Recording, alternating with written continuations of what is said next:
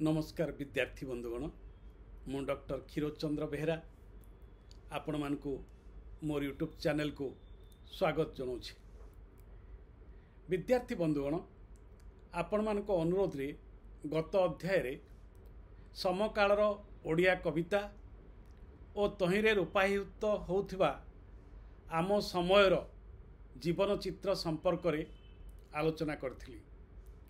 एही आलोचना करने समय किछि वरिष्ठ कवि किछि मध्यम पीढ़ीर कवि आउ जड़े नवागत कवि कविता संपर्क रे आलोचना करी एकविंश शताब्दी रे आम ओडिया कवितार स्वरूप एकविंश शताब्दी रे समग्र विश्व साहित्यर आदर्श एवं ता भितरे रहुथुवा संघात एवं एई एकविंश शताब्दीर प्रथम चतुर्थांश रे आम कवि माने जीवन को किपरि देखुचंती से संपर्क रे आलोचना करथिले।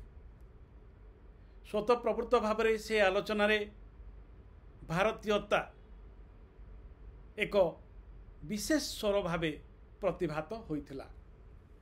तेबे से आलोचना समय रे मु आपण मानको कहिथिली जे एमिति जेते आलोचना करुथिबा से आलोचना आगु को बढ़ुथिबो, ए आलोचनार शेष नाही। तेबे आजी सही आलोचना को आउ दी पाद आगे नेबी। आज मध्य दी जण वरिष्ठ महिला कवि एवं जड़े युव कवि पुरुष कवि। महिला कवि और पुरुष कवि कहवा अनुचित, कवि कवि समस्ते कवि, किंतु गोटे लिंग भित्तिक परिचय और दृष्टिकोण सर्वदा साहित्य रे विद्यमान होई रही था। जड़े नारी बा महिला पृथ्वी को जेपरी देखे ठीक सही परी जड़े पुरुष जे देखिबो ता नुही। प्रत्येक नारी भितरे मध्य प्रत्येक पुरुष भितरे मध्य एक भिन्नता थाए। तेबे नारी और पुरुष भितरे जो लिंगगत पार्थक्य रही ताहा बेले बेले दृष्टिगत अनुभवगत पार्थक्य मध्य सृष्टि करिथा। ए संपर्क रे विश्व साहित्य रे बहु आलोचना रही, से कथा मु एठी उल्लेख करिबि नाही। केवल आज तीनोटी कविता पढ़ी सेथिरे सेही तीनोटी ओडिया कविता रे समकालर जीवन किपरि भावे रूपायित होइछि, समकालर जीवन को से कवि तीन जण किपरि देखिचंती से कथा मु आज आलोचना करिबी। जड़े वरिष्ठ कवि, जड़े मध्यम पीढ़ीर कवि एवं आउ जड़े अनुज कवि, एमाने समस्ते ओडिया कवितार प्रतिनिधित्व करथांती। समकाल ओडिया कवितार अति प्रतिनिधि स्थानीय ए तीन जण कवि। प्रथमे आमे अपर्णा महांती कविता आलोचना करिबा। एई विषुव संख्यारे एई एप्रिल संख्यारे झंकारे प्रकाशित होइतिबा अपर्णा महांती कविता को आलोचना करिबा। अपर्णा महांती एई वर्ष मध्य सम्मानजनक विषुव पुरस्कार पाइछंती। ए किछि दिन तले मु तांको हार्दिक अभिनंदन करिबी और आजिर आलोचना अपर्णा महांती झंकारर विषुव संख्यारे प्रकाशित कविता को आलोचना करिबी। कारण यह आपण मानक पई सुविधा हबो, यह को पढ़िया पई निजे, एवं यह होची सद्यतम कविता, ओडिया कवितार सद्यतम रूप।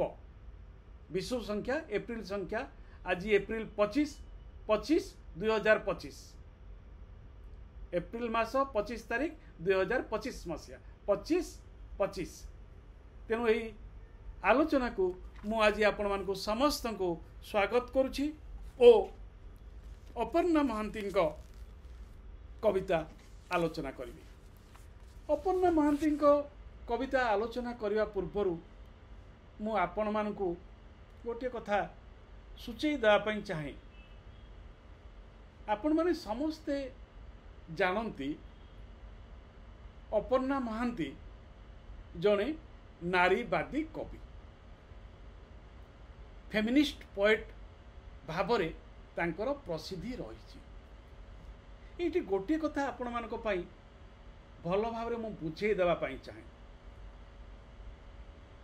कौनसी लेखक कौनसी पृथ्वीर विश्वर कौनसी लेखक सर्वदा एक आदर्श मध्य बंधा होई रही न थाए।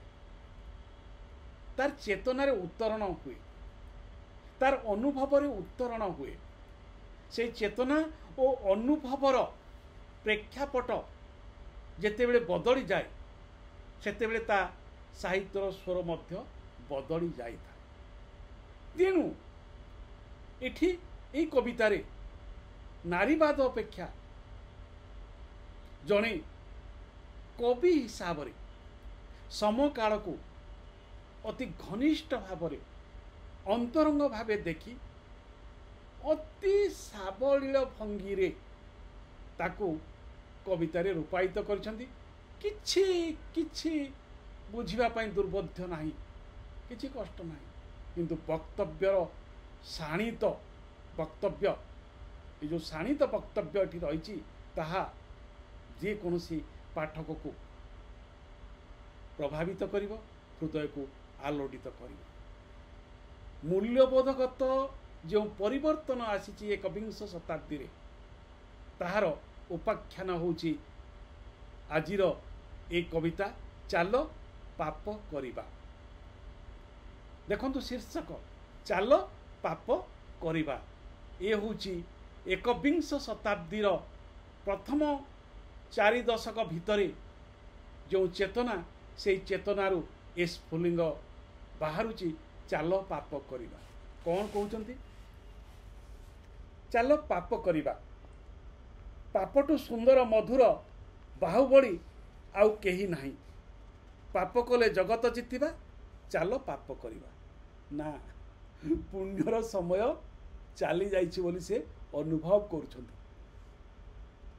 चोरी, नारी हत्या, दुष्कर्म, व्यभिचार जहाँ सब पापर गणा से सब मामूली कथा। केते बड़ समालोचना कराला। आमे सबुठारु सभ्य समय बास करुछे,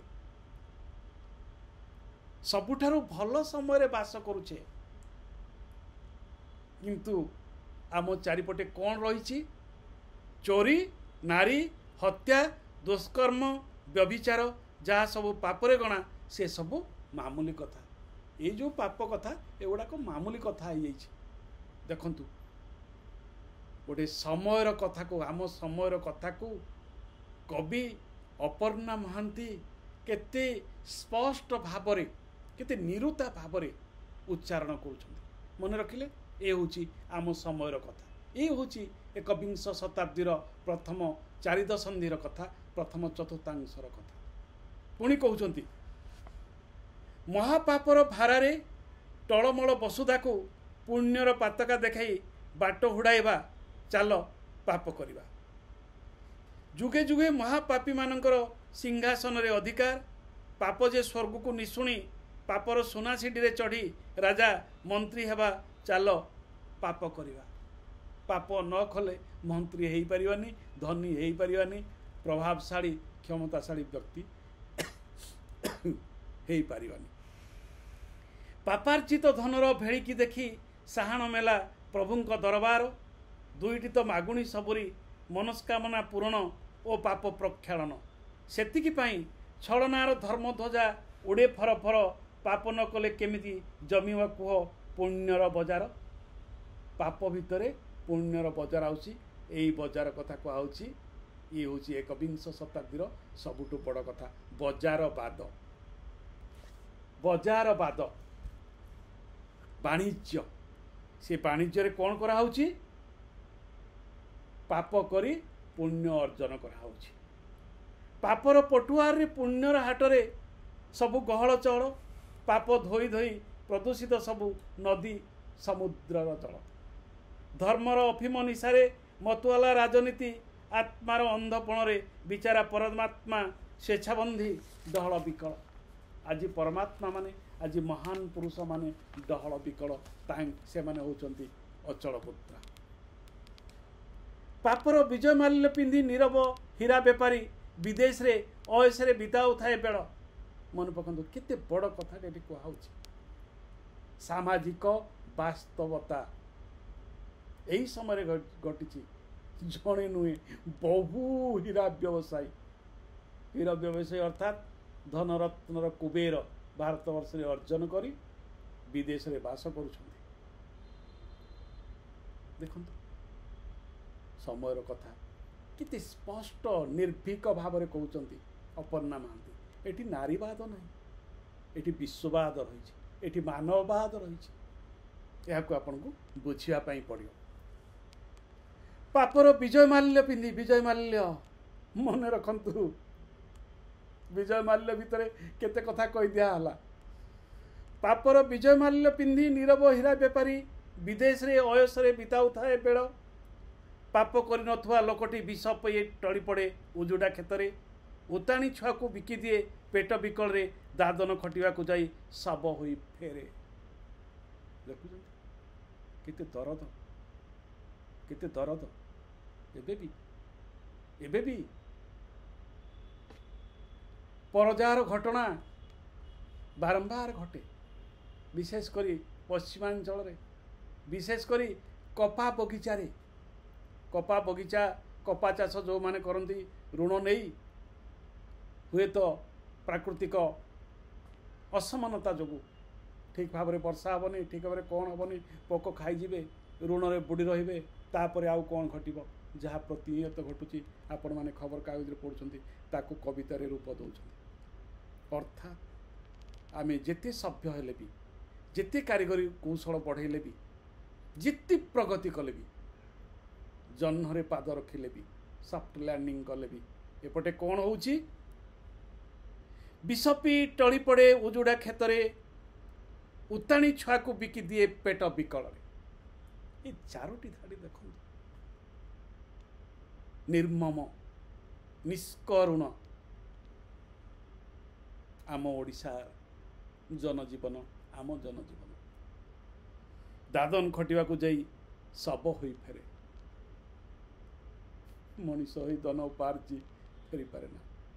କେବେ ରେଙ୍ଗୁନ ଯାଉଥିଲା, ତ ଏବେ ଏଇ ପାଖ ପଡ଼ୋଶୀ ଇଟାଭାଟିକୁ ଯାଏ, ସ୍ୱପ୍ନ ନେଇକି ଯାଏ, ଫେରେ ଶବ ହେଇ। ସ୍ୱପ୍ନ ଶବ ହେଇ ଫେରୁଥିବା କବିତା ଚାଲ ପାପ କରିବା। ଈଶ୍ୱରଙ୍କୁ କାଠ କଣ୍ଡେଇ ସଜେଇ ପୁଣ୍ୟର ଦଳାଲ ମାନେ ଆଦର କରି ଡାକନ୍ତି, ଆସ ପାପି ଦାନ ଦିଅ ଦାନ। କେତେ ଚମତ୍କାର କଥା, କେତେ ବାସ୍ତବ କଥା, କେତେ ସତ କଥା। ଈଶ୍ୱରଙ୍କୁ କାଠ କଣ୍ଡେଇ ସଜେଇ ପୁଣ୍ୟର ଦଲାଲ ମାନେ ଆଦର କରି ଡାକନ୍ତି, ଆସ ପାପି ଦାନ ଦିଅ ଦାନ। ଆଉ ସେଇ ପାପୀ ମାନେ ଯାଇ ଆଗ ଦାନ ଦିଅନ୍ତି ପୁଣ୍ୟ କମିବା ପାଇଁ, ପୁଣ୍ୟ ଅର୍ଜନ କରିବା ପାଇଁ। ଅର୍ଥାତ୍ ଅର୍ଥରେ ପୁଣ୍ୟ ଅର୍ଜନ କରାଯାଉଛି, କର୍ମରେ ନୁହେଁ। ଏ ହେଉଛି ଆମ ସମୟର ବ୍ୟଥା ଓ ବେଦନା। ସେବାରେ ନୁହେଁ, ପୁଣ୍ୟ ଅର୍ଥ ଦେଇ କିଣା ଯାଉଛି। ଯାହା ପାଖରେ ଅର୍ଥ ନାହିଁ ତା ପାଖରେ ପୁଣ୍ୟ ନାହିଁ। ଏ ହେଉଛି ଆମ ସମୟର ସାରାଂଶ। ଯେଉଁ ଚଳଚ୍ଚିତ୍ର, ସେଇ ସାରାଂଶ ଆମ ଜୀବନର। ଅର୍ଥ ଦେଇ ପୁଣ୍ୟ କିଣା ଯାଉଛି, ସେବା ଦ୍ୱାରା ନୁହେଁ। ପୁଣ୍ୟର ବିପଣୀରେ ବିନିମୟ ପାଇଁ ଭୟ ଆଉ ପାପ ହିଁ ତ ଏକମାତ୍ର ଧନ। ସାରା ଜଗତକୁ ବିକୃତ ବିକଳାଙ୍ଗ କରି କ୍ଷମା କରିବେ,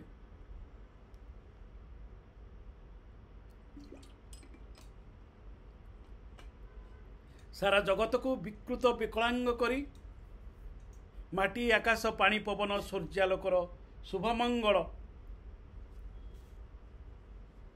माटी आकाश पानी पवन सूर्यालोकर शुभमंगलपन को ध्वंस करी माड़ी चले मनीषर निर्विचार पापर विलास रथ चेतनार अंतर्पथरु पोछि पोछि सच्चित आनंदर सबु पाद चिन्ह। भारत एकदा मुनि ऋषि मानकर देश थिला। एठी सच्चित आनंदर विकास घटिथिला। एठी परम ब्रह्म को उपलब्धि कराउथिला। किंतु आज सब बदली जाइछि। एकविंश शताब्दी रे बदली जाइछि। कौन चली कौन बदली माड़ी चले मनीषर निर्विचार पापर विलास रथ।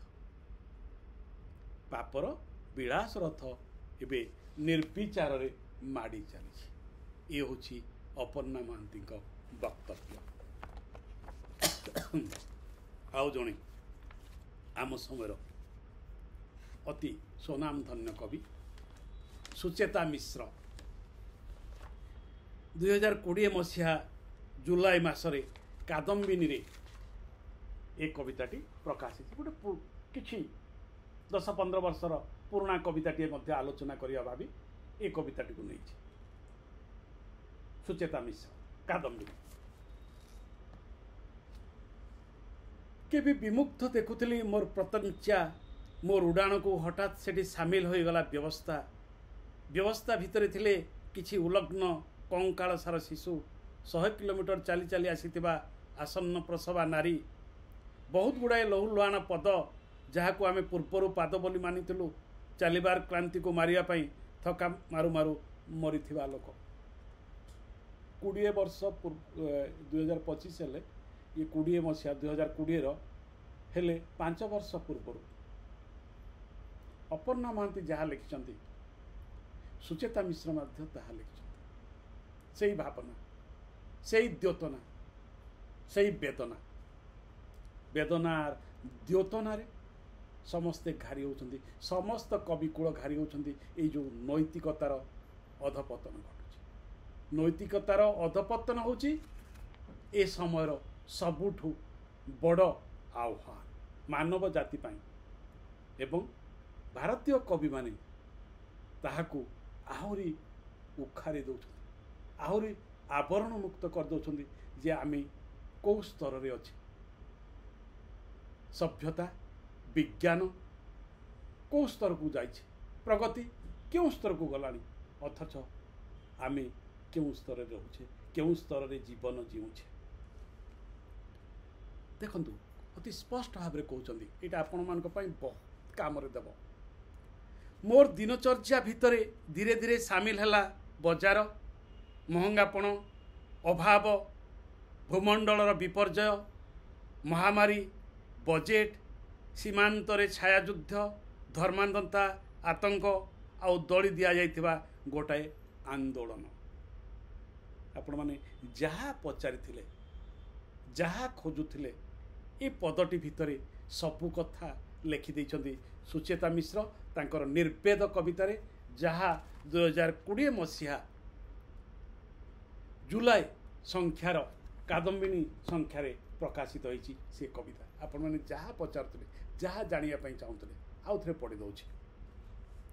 मोर दिनचर्या भितरे कविंक दिनचर्या भितरे दैनंदिन जीवन भितरे कौन पशिछि मोर दिनचर्या भितरे धीरे धीरे सामिल हैला बजार महंगापण अभाव भूमंडलर विपर्यय महामारी बजेट सीमांतरे छायायुद्ध धर्मांधता आतंक आउ दली दिया जाइथिबा गोटे आंदोलन मु क्यों आकाश को अतिक्रम थांती क्यों तीर रे कहार चक्षु बिंदी थांती एबे एबे संगरोध केन्द्र रु फेरिथिबा लोकंकर पकेट कटि जाइछि भार टेकिया को आतुरतांक बाहुरे बेकारी पक्षाघात भली माड़ी चली विप्लवी पालटिबार स्वप्न देखिथिबा जणे एबे भिकारी पालटि जाउछि कि विप्लव करिया पई देखुथबा स्वप्न देखुथबा समाज सेवा करिया पई स्वप्न देखुथबा युवकटी रो भविष्यत कौन है भिकारी से भिकारी ही होछि। ହଉ ହେଲା, ଧର୍ମପୀଠକୁ ଆସୁଥିବା ଲୋକଙ୍କୁ ପ୍ରସାଦ ବାଣ୍ଟୁଥିବା ପୁରୋହିତ, ଶ୍ମଶାନରୁ ଲେଉଟୁଥିବା ଲୋକଙ୍କୁ ଅସ୍ଥି ଫେରାଉଥିବା ଲୋକ କେଉଁଠୁ ମନେ ରଖନ୍ତି ସେ ମଣିଷକୁ? ପ୍ରବେଶ ଦ୍ୱାରରେ ବସିଥିବା ଭିକାରୀ ଜାଣେ ସଭିଙ୍କର କ୍ଷମତା ଓ ଦୁର୍ବଳତା। ଆଜିକାଲି ଏକ ବିଚିତ୍ର ଅନୁଭବ ସାମିଲ ହେଲାଣି ଦିନଚର୍ଯ୍ୟାରେ। ମୁଁ ମନ ଭରି ହାତ ଧୋଇବା ପରେ ବି ଦୁଇ ପାପଲି କୁହନ୍ତି ଆମେ ହୋଇନାହୁଁ ଭୂତାଣୁ ମୁକ୍ତ। ଯେତେ ହାତ ଧୋଇଲେ ବି ଭୂତାଣୁ ମୁକ୍ତ ହେଇପାରୁନାହିଁ ଶରୀର, ଜୀବନ, ସମାଜ, ଯେତେ ସାନିଟାଇଜର ଲଗେଇଲେ ବି। କେଉଁ ଭୂତାଣୁ? ସେଇ ଯେଉଁ ପୂର୍ବରୁ କୁହାଯାଇଥିଲା ବଜାର, ମହଙ୍ଗାପଣ, ଅଭାବ, ବା ଯାହା ଅପର୍ଣ୍ଣା ମହାନ୍ତି କହିଥିଲେ ଚୋରି, ନାରୀ, ସେଇ ଭୂତାଣୁ। ମୁଁ ଗୃହବନ୍ଦୀ ଥାଇ ବି ସାରା ପୃଥିବୀ ବୁଲି ବୁଲି ଉଠାଉଛି ଶବ। ମୋ କବିତାରେ ବି ଏମିତି କେବେ ହୋଇନଥିଲା। ମୁଁ କାନ୍ଦିବାକୁ ଚାହୁଁଥିବି ଆଉ ମୋ କାନ୍ଦକୁ ପୋତି ପକାଉଥିବି ନିଜ ଭିତରେ ମୋ ନିଜ ଦେହ, ଆଉ ମୁଁ ଥିବି ନିର୍ବେଦ। ଆମ ସମୟ ଆମ ଶରୀରକୁ, ଆମ ହୃଦୟକୁ ନିର୍ବେଦ କରିଦେଇଛି, ଅନୁଭବହୀନ କରିଦେଇଛି, ଅନୁଭବହୀନ କରିଦେଇଛି। ଏକବିଂଶ ଶତାବ୍ଦୀର ଜଗତୀକରଣ ଆମକୁ ହୃଦୟହୀନ କରିଦେଇଛି। ମନେ ରଖନ୍ତୁ, ପ୍ରଥମେ ଯେଉଁ କବିତାଟି ମୁଁ ପଢ଼ିଥିଲି, ଦ୍ୱିତୀୟରେ ଡାକ୍ତର କୃପାସିନ୍ଧୁ ନାୟକଙ୍କ କବିତାରେ ଏ ବକ୍ତବ୍ୟଟି ପୁରା ମିଶି ଯାଉଛି। ଆମେ ହୃଦୟ ନୁହେଁ ହୃତ୍ପିଣ୍ଡ ନେଇ ବଞ୍ଚୁଛୁ। ଅର୍ଥାତ୍ କେବଳ ଗୋଟେ ଯାନ୍ତ୍ରିକ ବିଳାସ ଘଟୁଛି ଆମ ଭିତରେ, ମାନବିକତା ନାହିଁ। ହୃଦୟ ନୁହେଁ ହୃତ୍ପିଣ୍ଡ ନେଇ ବଞ୍ଚୁଛୁ। ଠିକ୍ ସେଇ କଥା ସୁଚେତା ମିଶ୍ର ମଧ୍ୟ ତାଙ୍କର ନିର୍ବେଦ କବିତାରେ କହୁଛୁ ଯେ ମୁଁ ନିର୍ବେଦ ମଣିଷଟିଏ ବଞ୍ଚିଛି। ମୋର ଅନୁଭବ ନାହିଁ, ମୋର ସମ୍ବେଦନଶୀଳତା ନାହିଁ, ମୋର ମାନବପଣିଆ ନାହିଁ। ବଜାର ସବୁକିଛି ନେଇଛି, ବଜେଟ୍ ସବୁକିଛି ନେଇଛି, ପ୍ରାକୃତିକ ଅସନ୍ତୁଳନତା, ସବୁ ପରିବେଶ ପ୍ରଦୂଷଣ ସବୁକିଛି ଲୁଟି ନେଇଯାଇଛି। ଏ ହେଉଛି ସୁଚେତା ମିଶ୍ରଙ୍କ କବିତା। ଏବେ ଜଣେ ଅତି ପ୍ରଭାବଶାଳୀ କବି, ଯୁବ କବି, ତାଙ୍କ କବିତା ପଢ଼ିବା। ବାଦଲ ମହାନ୍ତି, ଇଏ ବି ସେଇ ଝଙ୍କାର, ଏଇ 2025 ଝଙ୍କାରରେ ପ୍ରକାଶ ପାଇଛି ଏପ୍ରିଲ ସଂଖ୍ୟାରେ। ବାଦଲ ମହାନ୍ତି 101 ମିଛ କହିବା ଦିନ ମରିବ ଶିଶୁପାଳ। ମୋ ନିଃସ୍ୱାର୍ଥ ପ୍ରେମ ପ୍ରତିଷ୍ଠାରେ ଯିଏ ବିଘ୍ନ ଘଟାଇବ ତା ମରିବା ଧାର୍ଯ୍ୟ, ସେ ଭୀଷ୍ମ ହୁଅନ୍ତୁ କି ଦ୍ରୋଣାଚାର୍ଯ୍ୟ। ଶୁଣ ପାର୍ଥ, ଯୁଦ୍ଧ ପାଇଁ ନୁହେଁ କି ଶାନ୍ତି ପାଇଁ ନୁହଁ, ପୃଥିବୀରେ ପ୍ରେମର ପ୍ରତିଷ୍ଠା ହିଁ ମୋ ପ୍ରତିଜ୍ଞା, ମୋ ସଂକଳ୍ପ। କେତେ ଚମତ୍କାର କଥାଟେ, କେତେ ଚମତ୍କାର କଥାଟେ। ଯୁଦ୍ଧ ନୁହେଁ, ପ୍ରେମର ପ୍ରତିଷ୍ଠା ହିଁ ମୋର ପ୍ରତିଜ୍ଞା, ପ୍ରେମର ପ୍ରତିଷ୍ଠା ହିଁ ମୋର ଆଗ୍ରହ, ମୋର ପ୍ରତିଜ୍ଞା। ଶୁଣ ପାର୍ଥ, ଯୁଦ୍ଧ ପାଇଁ ନୁହେଁ କି ଶାନ୍ତି ପାଇଁ ନୁହଁ, ପୃଥିବୀରେ ପ୍ରେମ ପ୍ରତିଷ୍ଠା ହିଁ ମୋ ପ୍ରତିଜ୍ଞା, ମୋ ସଂକଳ୍ପ। ସେଥିପାଇଁ ଦରକାର ହେଲେ ମୁଁ ପ୍ରୟୋଗ କରିପାରେ ମୋ ସୁଦର୍ଶନ ଚକ୍ର। ଧର୍ମ ନାଶ ପାଇଁ ନୁହେଁ, ପାପ ନାଶ ପାଇଁ ନୁହେଁ, ଧର୍ମ ସଂସ୍ଥାପନ ପାଇଁ ନୁହେଁ, ଦୁଃଖିତ କ୍ଷମା କରିବେ କହିଦେଲି, ପାପ ନାଶ ପାଇଁ ନୁହେଁ, ଧର୍ମ ପ୍ରତିଷ୍ଠା ପାଇଁ ନୁହେଁ, ପ୍ରେମ ପ୍ରତିଷ୍ଠା, ଭଲ ପାଇବା ପ୍ରତିଷ୍ଠା ପାଇଁ ମୁଁ ମୋର ସୁଦର୍ଶନ ଚକ୍ରକୁ ପ୍ରୟୋଗ କରିବା ପାଇଁ ଚାହେଁ। ଏ ସମୟର, ଆମ ସମୟର ଯୁବକବି କୁହନ୍ତି। କେତେ ପ୍ରେମମୟ ସେ ଭାଷ୍ୟ। ସବୁ ଷଡ଼ଯନ୍ତ୍ର, ସବୁ ସଂକ୍ରାନ୍ତକୁ ଭଣ୍ଡୁର କରିବାର ମନ୍ତ୍ର ମୋତେ ଯିଏ ଶିଖେଇଛି, ତାକୁ ତମେ ଜାଣ, ସେ ଗୋପପୁରରୁ ଗୋପାଳୁଣୀକୁ ମୋର କୋଟି କୋଟି ଦଣ୍ଡବତ। ସଖା ମୋର ମୁକୁଟର ମାୟା ବୁଝେ ନାହିଁ ଯମୁନାର ତଟ, ସେ କୂଳ ଲଙ୍ଘେ ଦେଖେ ଯେବେ ମୟୂର ଚନ୍ଦ୍ରିକାର ଛାଇ ଓ ଛଟକ। ହେ ମଧ୍ୟମ ପାଣ୍ଡବ, ମୁଁ ସବୁ ଜାଣେ ହେଲେ ଜାଣେ ନାହିଁ ଲେଖି, ବ୍ୟାସ ଲେଖି ଜାଣନ୍ତି, ଜାଣନ୍ତି ନାହିଁ କିଛି। କେତେ ବଡ଼ କଥା କହୁଛନ୍ତି। ମୁଁ ସବୁ ଜାଣେ ହେଲେ ଜାଣେ ନାହିଁ ଲେଖି, ବ୍ୟାସ ଲେଖି ଜାଣନ୍ତି, ଜାଣନ୍ତି ନାହିଁ କିଛି। ଏଇ ଯେଉଁ ମହା ବୃତ୍ତାନ୍ତ, ଗ୍ରାଣ୍ଡ ନ୍ୟାରେଟିଭକୁ ଏଠାରେ ଭାଙ୍ଗି ଦିଆଯାଉଛି। ଯିଏ ଜାଣିଛି ସିଏ ଲେଖିପାରୁନାହିଁ, जी जानी नहीं से लिखिपार। कि मारात्मक व्यंजना, कि मारात्मक श्लेष। ये व्यंजना और श्लेष को आपण सार्वजनीन आकार रे बुझिबे ताहले कविता को आहुरी गभीर भाव बुझीपारे, आउ वर्णना करें, अनुशीलन करें, लेखिपारे। प्रकृति कोल रे थाए जो अनिर्वचनीय प्राकृतिक सुख ताको बुझंती केवल कवि और प्रेमिक। कवि पाई कारागार कुरु सिंहासन। प्रेम बिना मिछ सब युद्ध, मिछ जेते शांति आउ संधिर प्रस्ताव। मु सामग्रिक भावे प्रेमर पक्षधर पार्थ। प्रेम ही पृथ्वीर एकमात्र अस्त्र, बंचिबा आउ बंचेई रखिबार। आउ कौन भल पाइबा नथिले पृथ्वी बंचिबो, मानवीय संपर्क बंचिबो। केते सुंदर भाव एई किछि दिन तले कविता लिखाई बाहरी झंकार रे। प्रेममय पृथ्वीटी देखिया पई चाहउछंती, युद्ध और शंकाग्रस्त पृथ्वी को से खारज कर दउछंती। कवि खारज कर दउछंती। प्रेम थिले राजतंत्र गणतंत्र षड्यंत्र मिछ। प्रेम थिले सबु नीति नियम विधि विधान भी मिछ। मिछ भी ईश्वर धर्म। प्रेमहीन क्षत्रिय मु निजे परशुराम। मु निजे परशुराम। तेणु परशुराम कौन कहते? प्रेमर प्रतिष्ठा पाई से सबु किछि त्याग करिया पाई चाहते। युद्ध शांति किछि दरकार नहीं। प्रेम ही दरकारी पृथ्वी को। प्रेम ही मनीष मनीष भितर संपर्क बांधि पारिबो। युद्ध नुहे, प्रगति नुहे, टेक्नोलोजी नुहे, आउ किछि भी नुहे। जदि भल पाइबा अछि ताहले ए पृथ्वी रहिबो, नहले ए पृथ्वी आउ विशेष किछि ताहार आवश्यकता रहिबो नाही। विद्यार्थी बंधुगण, आपण माने आम समय को चिन्हिले, आमर जीवन यात्रा को चिन्हिले, सामाजिक वास्तवता बा वास्तव पृथ्वी आमको व्यक्तिगत स्तर रे जिते जंत्रणा सिक्त कले भी भारतीय कवि माने, ओडिशार कवि माने सबु बड़े मनीष को भल पाई, प्रेम करवा जानी, गाँ माटी को भल पाई, पारिवारिक संपर्क को भल पाई। मनीष मनीष भितर गोटे मानवीय संपर्क को सब से स्वीकार कर। तेणु समस्त